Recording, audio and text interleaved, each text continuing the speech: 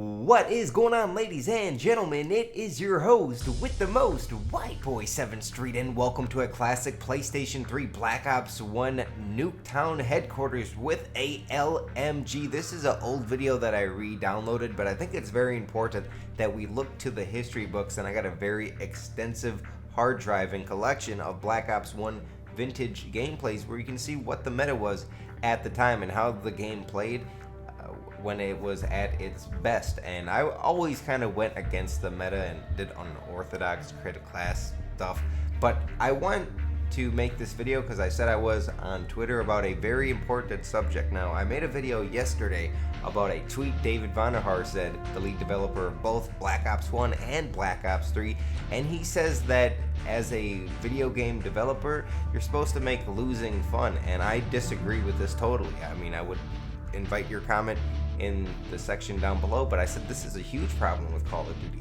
Stop giving people participation trophies and nice try stickers. And David Vonderhaar says neither of those things happen, and you know it. I don't know it, David, because obviously I tweeted, and I think the community knows that you are systematically year after year making the game easier for bad players. And then he says click the like button, it really helps me out. So I want to say, please, everybody watching this video, please click the like button. It does help me out. Thank you, David, for the shout out and letting me get some likes on this video, a little bit of extra likes. And I gotta say, you know, he did me a big favor right there, and I'm gonna say, please buy a supply. No, I can't say that against Good Boy. If you want to buy a supply drop, it helps David Vonderhaar out a lot. Okay, so I don't even know why the Call of Duty cocksuckers are like so. Why do they do it if they don't get paid? They should be getting paid. We need to get the Call of Duty cocksuckers paid and on the Activision dollar, because they promote the game and they're very valuable to the game's success. They need to start getting paid, in my opinion. Now, we're going to set it up. Cocksuckers, you can DM me. We're going to take 10 to 50%, depending on who you are, and your crimes against the Call of Duty community, but we're going to get you paid a lot. So please, let me know. So, anyways, let's get back on topic. Now, Call of Duty, I think losing should suck. Now, there's games like this where, I mean, it's an incredible, down-to-the-wire, nail-biting photo finish. And games like this are very special and cool. But I think it's not debatable that they make the game year after year easier. And here's a perfect example. In Black Ops 2, and I would really like David Vonderhaar's comment on this. If you're saying that I don't know the truth and you know these things are false, okay, I will say this. You don't get actual trophies or stickers. I mean, who knows? Maybe there is a trophy for Black Ops 1 if you just play 5,000 hours or something, you get a trophy. That would technically be a participation trophy, but you don't get a physical freaking trophy. But what you do get is, and it's no more evident that in Black Ops 2, you would have to get a medium score streak to get the Death Machine and the War Machine. Now in Black Ops 3, you automatically get it on a timer for free by participating only. So what was once a medium accomplishment in Black Ops 2 is now something that everybody gets by default. And I think the specialists it's not fair, and it makes the bad players better, because you could, like, if I had a specialist right here, I would just time the ruin shit. Just look at how many people are on the headquarters. You just run into the headquarters, ruin shit, and you got to get a double kill at least. What is the counter to that? Do I have to use my own specialist, being the glitch or anything that's a little bit more defensive? There's like, why are all the specialists just overpowered weapons?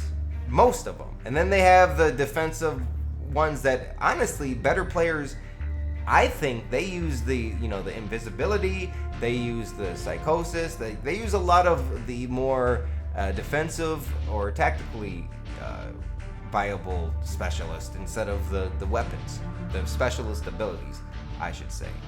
Let me know in the comments down below. Maybe I'm a little bit off. Like, the Purifiers got to kick ass no matter what, but you see the pro players, they're using overdrive, they're using the Purifier's like stun ability. I'm not sure of the name. But I mean, this is an incredible game of headquarters. I said it a few times, and I like using the word incredible because my gameplay back in the day, it was on point. And maybe I'm just bad because I haven't been playing as much Call of Duty as I used to, but I go back to Black Ops 1 and I'm a beast, and maybe that's just because I know the map patterns and the guns and the recoils and stuff like that. But there's something about, like, just recently when they relaunched Black Ops 1 on the Xbox One, it's just like, why is Black Ops 1 the best game in the series? And it was on last generation, and Black Ops 3 recently came out, and I'll let the community vote. What is better right now, this current state of Black Ops 3's life cycle, a few months old? Is Black Ops 3 better than Black Ops 1 that came out in 2010?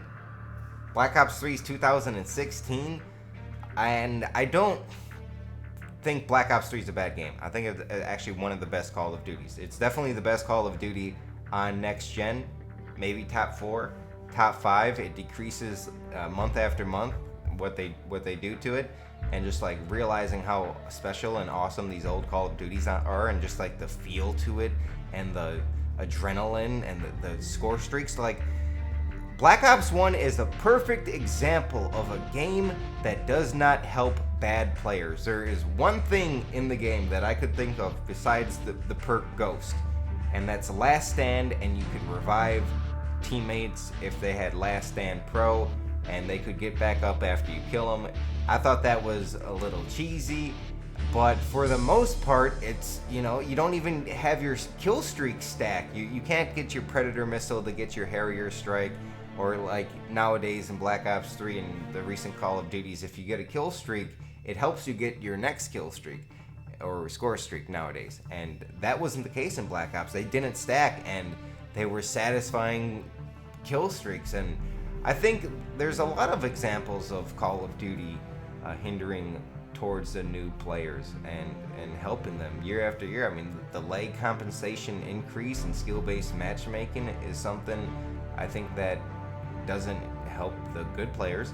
Having it so you're like level 4 and you have access to both cold-blooded, off-the-radar 4 kill streaks, and at the same time you get a rocket launcher that can shoot 4 missiles without reloading, and kill streaks are more difficult to get and score streaks are more difficult, but at the same time they're easier to shoot down. I think that really does help the bad players rather than the good players. And there's issues with spawning.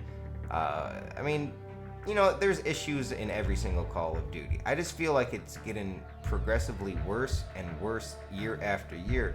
And here's another example. Modern Warfare 2, one-man army noob tubes. You guys know the sad story that it is. Now, I don't think it was intentional. The developers didn't oversee the fact that people were going to reload into their own noob tubes and have such splash damage with... I don't think they overseen all these things. There's a lot of mistakes with Modern Warfare 2, and Optic Midnight pointed this out on Twitter to me, and she had a lot of good points, and Optic Midnight's a person I respect a lot in the community. I will disagree with one thing she said. She said stopping, or Juggernaut was a thing that they added to help bad players. I think bad players used Juggernaut, though, because it was smarter to use stopping power in most scenarios, unless you had one of the shotguns, maybe both of the shotguns, a Dragunov sniper rifle in certain scenarios, and maybe a few LMGs. It wasn't really worth it to use Juggernaut. So I guess it did help bad players live longer, but stopping power could be argued to help bad players kill faster. So it depends on how you look at what is helping a bad player. But I think lag compensation, skill-based matchmaking, things that have been introduced recently to Call of Duty, is unarguably helping bad players. I think you can't argue the fact, look at me holding down the fucking headquarters right here, baby. I'm telling you, it's gonna be an epic game. I told you, wait, there's 3 minutes left, mate. And I'm getting my napalm strikes, getting multiple kills. I love it. I think the specialists obviously give bad players score streaks that were once something that they had to earn. One thing that they also added was care packages. Care packages, you got 4 kills and you had a chance to get something fucking awesome. And, you know, there are things that help bad players, and, you know, we love the bad players. Don't we love the bad players as Call of Duty gamers, Christmas noobs? We love them. We love these people.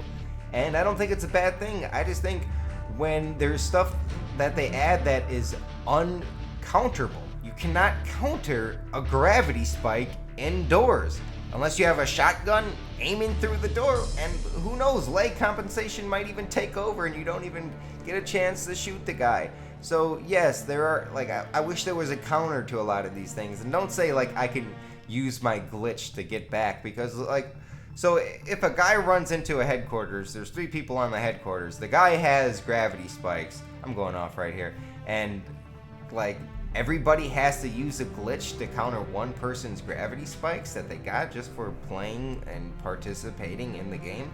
I don't think that's right.